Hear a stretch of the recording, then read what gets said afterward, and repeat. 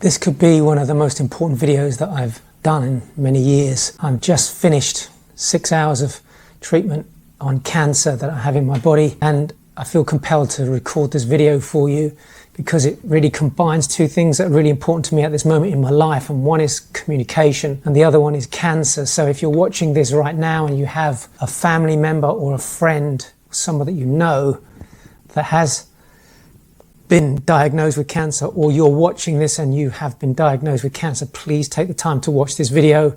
I feel there's a very compelling message I want to share with you. It's been almost a year since I was diagnosed, and it's been an absolute emotional roller coaster. And in that time, I've seen so many insights and learned so many insights myself, but also observed people's reactions around this word cancer, that I thought if I could try and compress my learnings together with all the years I've had as a communicator and teaching people to communicate, it might give you some insight on how you could potentially deal with it on a personal level when it comes to explaining it to others and communicating to others, but also how to deal with it if you've got somebody else that you know that happens to have cancer.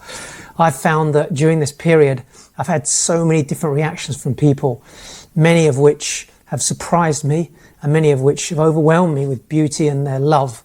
So I think in sharing this with you, hopefully you'll see the roller coaster that we go through on this journey when we've discovered we've got this illness and how we can manage it.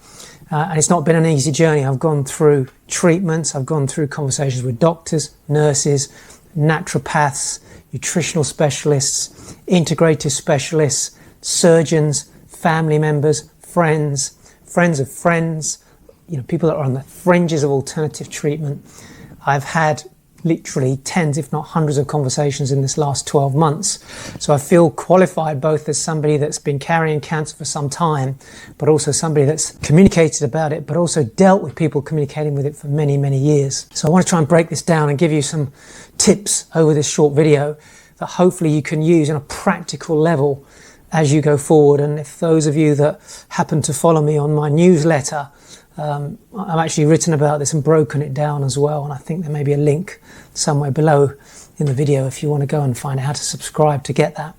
So let's try and talk about this in stages. Let's tackle the first thing, which is just that word cancer. There's very few words globally that I'm aware of that when you hear the word, it creates an emotional response, both in the person that's saying it, but the people that are receiving it. And it's a bit like lifting Pandora's box, because when you say to somebody, I've been diagnosed with cancer, you genuinely have no idea how they're going to react. And if you're watching this and you've experienced it, it'd be great to see your comments below, because I don't think I've met a single person that hasn't had a myriad different responses. The challenge is that there's so much emotional fear attached to cancer, and because most people associate cancer with a death sentence, which it doesn't have to be, from my experience and meeting so many people that I've seen going through a healing journey, that the challenge is the person that gets diagnosed with it, depending on their mindset, their beliefs, where they are on their emotional journey, but also the people they're surrounded by, how they respond to hearing the news will literally change from one second to another. So, for example, in my case, when we first heard the word, although it was a shock, equally at the same time, I'd gone in prepared for the fact that that may be the diagnosis. In my case, it was colorectal cancer. So I was there with my partner, and there was that instant of feeling, okay, so this is real, but very quickly resetting my mind. Now, the conversation that you'll have with a doctor versus an oncologist versus a nurse versus a surgeon versus a family member versus a friend versus somebody that you happen to meet out and you get into a conversation, your children, every single one of those conversations is different. And it's different because you don't know how they're going to react. And the truth is, there's a part of you that just doesn't want to say anything because you don't want to have that conversation with that person unless you've consciously made a decision, I want to engage with them. So the first message that I want to say on this subject is overcome your block around the C word, because that's all it is. It's a word. And many, many years ago, I remember hearing Tony Robbins say, nothing has meaning apart from the meaning that you give it. So you have to make a decision, what's the meaning that I'm going to attach to this word cancer?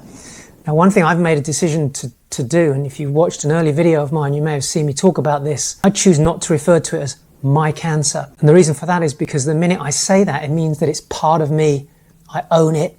It's living in me, and I want it to stay there. So I refer to it as I've been diagnosed with cancer, or the cancer that has come into my body that I'm basically getting rid of. And that's a really important distinction. That's the first thing.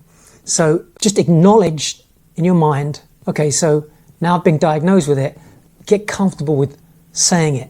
Because the minute you openly clear your vocal tones and you're comfortable as best you can be by talking about it, it releases a lot of anxiety, a lot of pressure, a lot of tension, but it also makes it easier for the other person receiving that information. That's what I've discovered about this. And it makes the dialogue easier.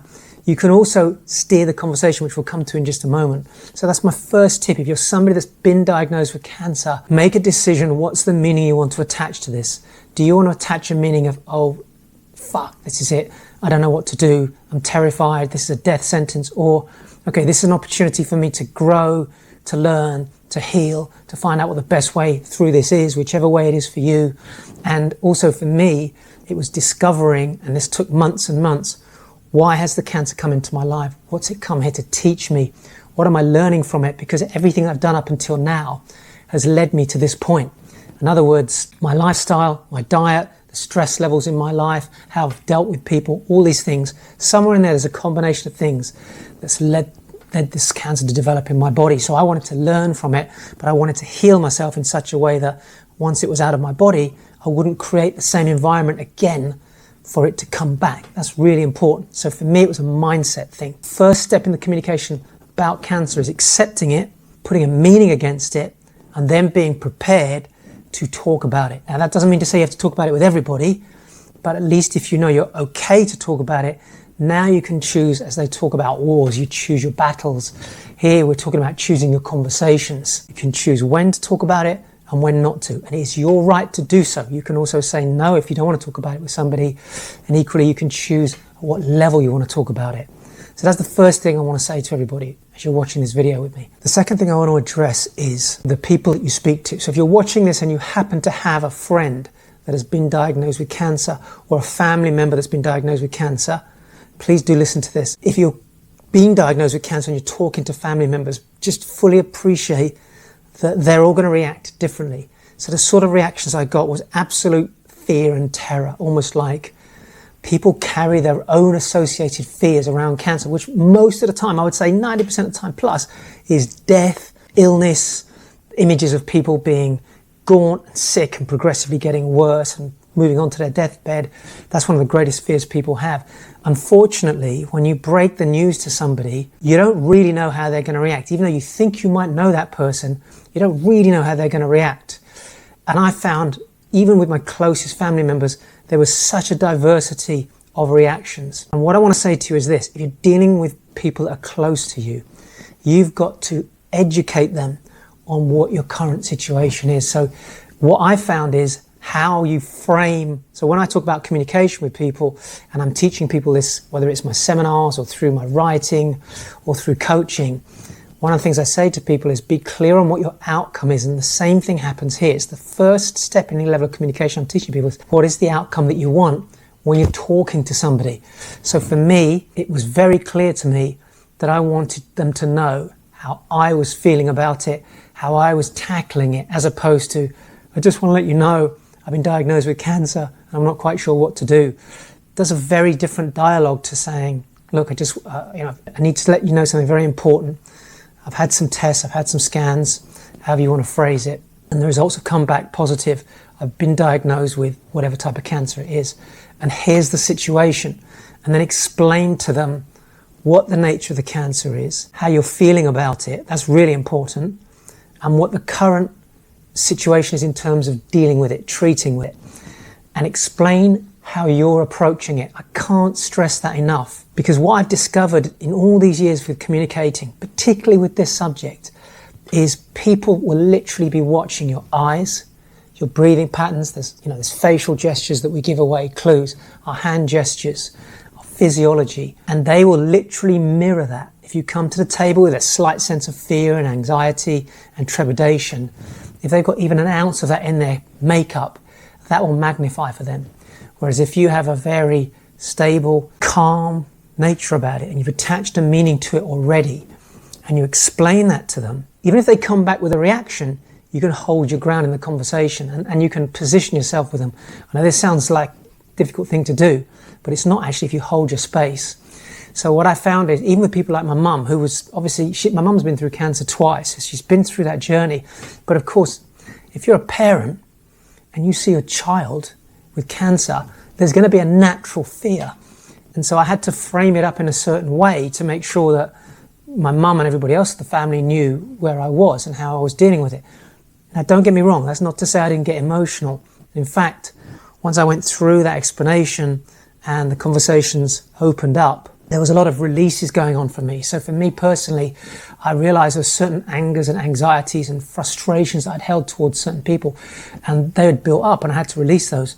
That's okay, but it's all in context. If I'm just bawling and crying and emotionally letting go, and I'm just, fearful, the people I'm talking to will reflect that back. Whereas if it's coming out in the nature of what I'm saying in an authentic way, actually what happens is the dynamic of that conversation changes. So that's the key message I want to get across here, is set up a frame. In NLP they call it a frame. Set up a picture, a frame if you like, of how you're dealing with it, and explain to the person you're talking to, look, all I would ask is, when we talk about this, please don't, if you've got fears and you're scared and you feel somebody else has been through it and you've had a negative association with what they've been through, please don't share that with me, because their experience doesn't have to be my experience. And I want to tackle it this way. And fascinatingly enough, when you do that with a very strong belief, people kind of sit up and they go, right, okay, so what can I do to help? Or at least their conversation with you will be much more direct. So that's when it comes to dealing with family and friends and people that are close to you.